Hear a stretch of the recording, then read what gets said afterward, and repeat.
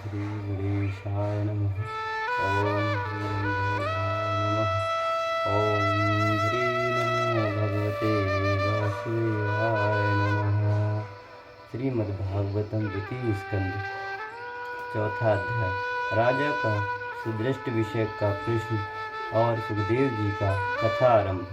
श्री सुखदेव जी कहते हैं सुखदेव जी के वचन भक्तवक का निश्चय कराने वाला है। उत्तरानंद राजा परीक्षित ने उन्हें सुनकर अपनी शुद्ध भक्ति भगवान श्री कृष्ण के चरणों में अनन्य भाव से समर्पित कर दी। शरीर, पत्नी, पुत्र, महल, पशु, धन, भाई, बंधु और निष्कंटक राज्य में नित्य के अभ्यास के कारण उनकी दृढ़ ममता हो गई थी। एक क्षण में ही उन्होंने उस ममता का त्याग कर दिया। शौनकादि ऋषियों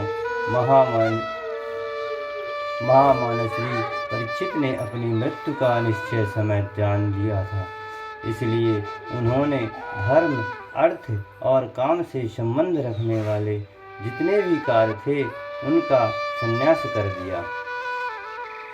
इसके बाद भगवान श्री कृष्ण में सुदृढ़ आत्मभाव को प्राप्त होकर बड़ी श्रद्धा से भगवान श्री कृष्ण की महिमा सुनने के लिए उन्होंने श्री सुखदेव जी से यही प्रश्न किया जिसे आप लोग मुझसे पूछ रहे हैं। तब परीक्षित ने पूछा, भगवत स्वरूप मुनिवर, आप परम पवित्र और सर्वज्ञ हैं। आपने जो कुछ कहा है वह सत्य एवं उचित ही होगा।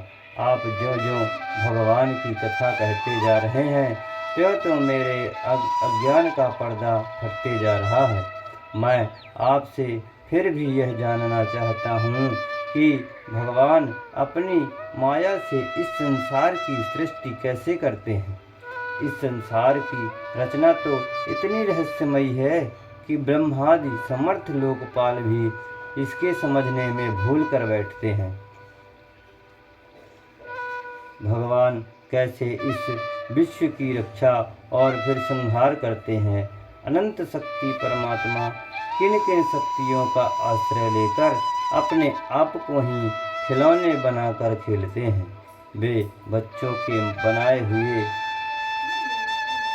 घरौंदों की तरह ब्रह्मांड को कैसे बनाते हैं और फिर किस प्रकार बात की बात में मिटा देते हैं। भगवान श्री हरि की लीला बड़ी ही अद्भुत अचिंत्य है। इसमें संदेह नहीं है कि बड़े बड़े सिद्ध विद्वानों के लिए भी उनकी लीला का रहस्य समझ पाना अत्यंत कठिन है। भगवान तो अकेले ही हैं। वे बहुत से कर्म करने के लिए पुरुष रूप से प्रकृति के विभिन्न गुणों एवं साथ ही धारण करते हैं अथवा अनेक अवतार ग्रहण करके उन्हें क्रमशः धारण करते हैं।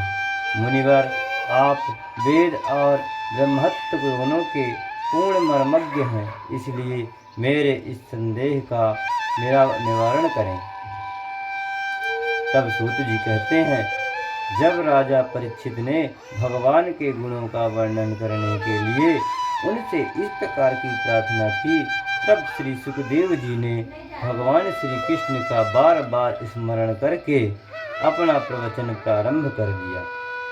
श्री सुखदेव जी कहते हैं, उन पुरुषोत्तम भगवान के चरण कमलों में मेरी कोटि कोटि नमन प्रणाम, जो संसार की उत्पत्ति, स्थिति और प्रलय की लीला करने के लिए सत्य है।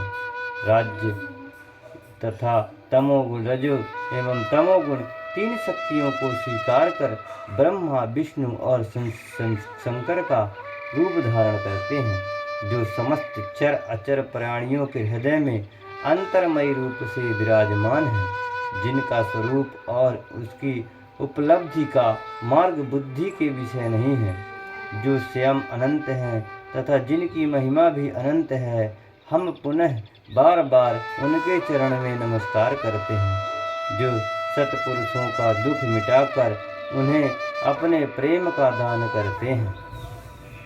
दुष्टों की संसारिक बढ़ती रोककर उन्हें मुक्ति देते हैं तथा जो लोग परमहंस आश्रम में स्थित हैं उन्हें उनकी भी अभीष्ट वस्तु का दान करते हैं, क्योंकि चर अचर समस्त प्राणी उन्हीं की मूर्ति हैं। इसलिए किसी से भी उनका पक्षपात नहीं है। जो बड़े ही भगवत वत्सल हैं और हठपूर्वक भक्तिहीन साधन करने वाले लोग जिनकी छाया भी नहीं छू सकते, उनके समान भी किसी का ऐश्वर्य नहीं है, फिर उससे अधिक तो हो ही कैसे सकता है। तथा ऐसे ऐश्वर्य से युक्त होकर जो निरंतर ब्रह्मस्वरूप अपने धाम में विहर करता है, उन भगवान श्री कृष्ण को मैं बार बार प्रणाम और नमस्कार करता हूँ, जिनका कीर्तन, स्मरण, दर्शन, वंदन, श्रवण और पूजन जीवों के पापों को तत्काल नष्ट कर देता है। उन पुण्यकर्मी भगवान श्री कृष्ण को बार बार प्रणाम है।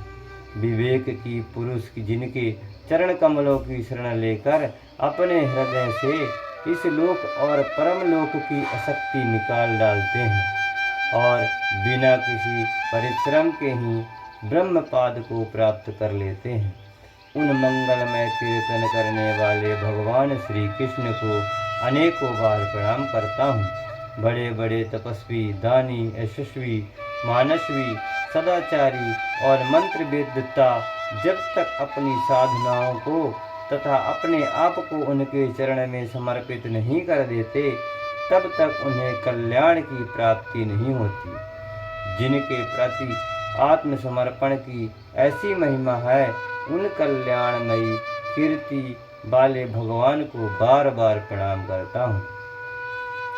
किरत, हुण, आंध्र, पुलिंद, पुलस्क, अभीर, कंक, यवन और खस आदि निश्चित जातियाँ तथा दूसरे पापी जिनके शरणगत भक्तों की शरण ग्रहण करने से ही पवित्र होते हैं, उन सर्वशक्तिमान भगवान को बार बार प्रणाम करता हूँ। वे ही भगवान ज्ञानियों के आत्मा हैं, भक्तों के स्वामी हैं, कर्मकांडियों के लिए वेद मूर्ति हैं, धार्मिकों के लिए धर्म मूर्ति हैं और तपस्वियों के लिए तप स्वरूप हैं। ब्रह्मा, शंकर आदि बड़े बड़े देवता भी अपने शुद्ध हृदय से उनके स्वरूप का चिंतन करते हैं और आश्चर्यचकित होकर देखते रहते हैं। वे मुझ पर अपनी अनुग्रह की प्रसाद की वर्षा करें, जो समस्त संपत्तियों के स्वामी लक्ष्मी देवी के पति हैं, समस्त यज्ञों के भोक्ता एवं फलदाता हैं, प्रजा के रक्षक हैं, सबके अंतर्मयी और समस्त लोकों के पालन करता है तथा पृथ्वी देवी के स्वामी हैं, जिन्होंने यदुवंश में प्रकट होकर अंधक दृष्टि एवं यदुवंश के लोकों की रक्षा की है तथा जो उन लोगों के एकमात्र आश्रय रहे हैं। वे भक्त वत्सल संत जनों के सर्वस्व श्री कृष्ण मुझ पर प्रसन्न हो। विद्वान पुरुष जिनके चरण कमल लोग चिंतन रूप समाधि से शुद्ध हुई बुद्धि के द्वारा आत्म तत्व का साक्षात्कार करते हैं तथा उनके दर्शन के अंतर अपनी अपनी मति और रुचि अनुसार जिनके स्वरूप वर्णन करते रहते हैं, वे प्रेम और मुक्ति के लुटाने वाले भगवान श्री कृष्ण मुझ पर प्रसन्न हों। जिन्होंने सृष्टि के समय ब्रह्मा के हृदय में पूर्व कल्प की स्मृति जागृति करने के लिए ज्ञान की अधिष्ठिता देवी को प्रेरित किया और वे अपने अंगों के सहित वेदों के रूप में उनके मुख से प्रकट हुई। वे ज्ञान के मूल कारण भगवान मुझ पर कृपा करें, मेरे हृदय में प्रकट हों। भगवान ही पंच महाभूतों से इन शरीर का निर्माण करके इनमें जीवन से शयन करते हैं और 5 ज्ञान इंद्रियां, 5 कर्म इंद्रियां, 5 प्राण और 1 मन इन 16 कलाओं से युक्त होकर इनके द्वारा 16 विषयों का भोग करते हैं। वे सर्वभूतम भगवान मेरी वाणी को अपने गुणों से अलंकृत कर दे।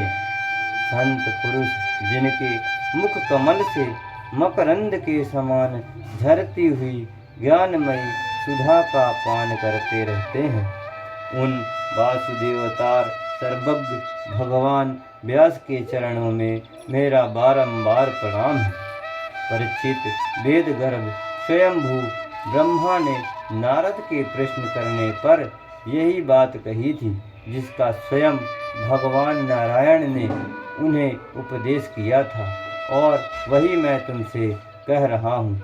जय जय श्री कृष्णाय नमः, गोविंदाय नमः। ओम नमो भगवते वासुदेवाय। द्वितीय स्कंद, चौथा अध्याय, राजा का सृष्टि विषय का प्रश्न और सुखदेव जी का कथा आरंभ नामक अध्याय। वेदी वेदांत संपूर्ण हुई, जो भी गलतियाँ हों क्षमा करें। जय जय श्री गणेशाय नमः। ओम श्री कृष्णाय नमः। ओम नमो भगवते वासुदेवाय नमः।